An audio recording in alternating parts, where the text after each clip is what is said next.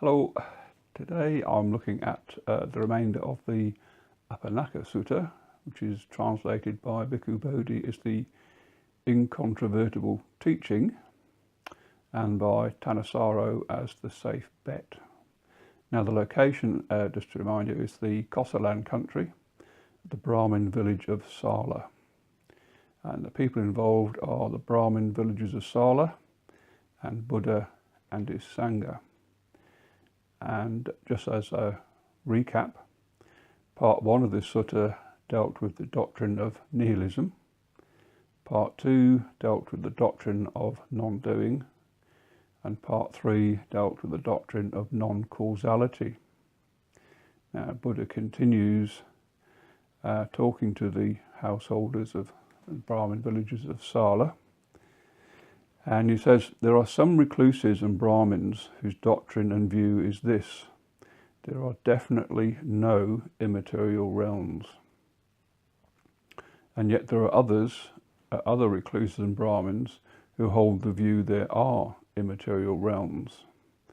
Now the immaterial realms are defined as arupa loka, which is the inhabitants of these realms exist entirely of mind, i.e. they don't have material body.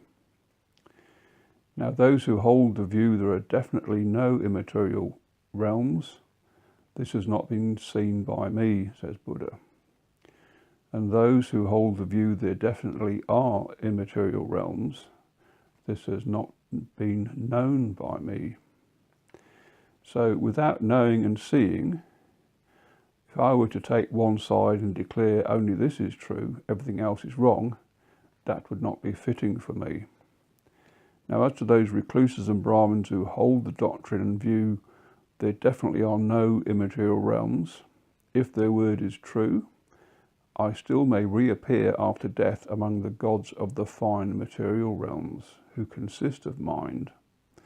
Now, the gods that it's explained by Bhikkhus Bodhi in a footnote that the gods of the planes corresponding to the 4 jhanas, they possess bodies of subtle matter, unlike the gods of the immaterial planes who consist entirely of mind without any admixture of matter. Buddha continues, as for the recluses and Brahmins who hold to the doctrine and view there definitely are immaterial realms, if their word is true, then it certainly is possible that after death I may appear amongst the gods of the immaterial realms who consist only of perception. The taking up of rods and weapons, quarrels, brawls, disputes, recriminations, malice and false speech are seen to occur based on material form. But this does not exist at all in the immaterial realms. So, upon reflection, continues Buddha, he practices the way to disenchantment with material forms, to the fading away and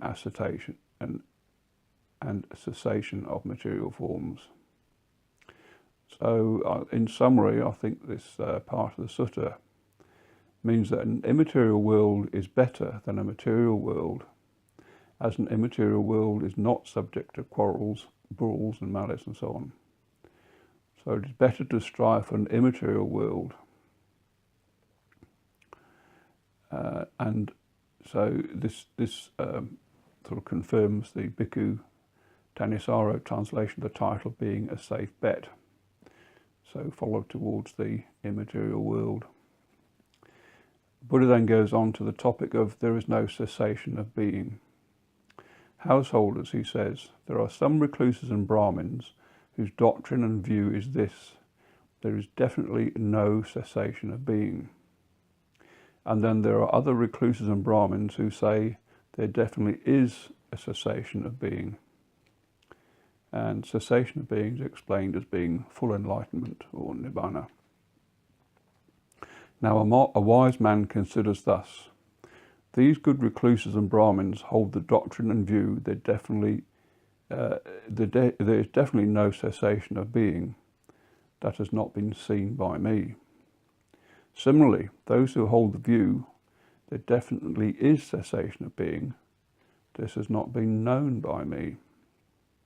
So if without knowing and seeing I were to take one side and declare only this is true, everything else is wrong, that would not be fitting for me. Now, as to those recluses and Brahmins who hold to the doctrine and view, there definitely is no cessation of being.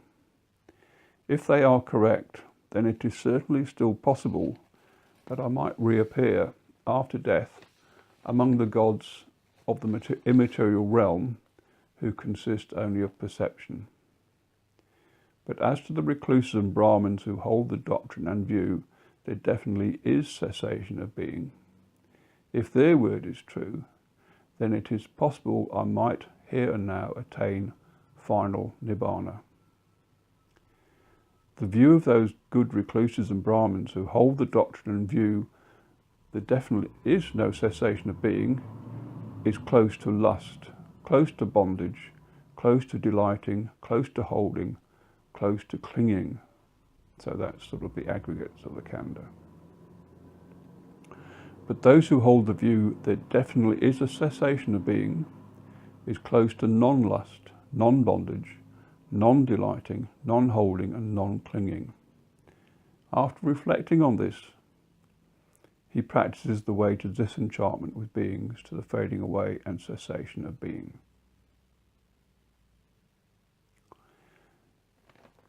Buddha then goes on to talk about the 4 kinds of persons. Now he's previously covered this in Sutta Majjhima Nikaya number 51, the Apannaka Sutta.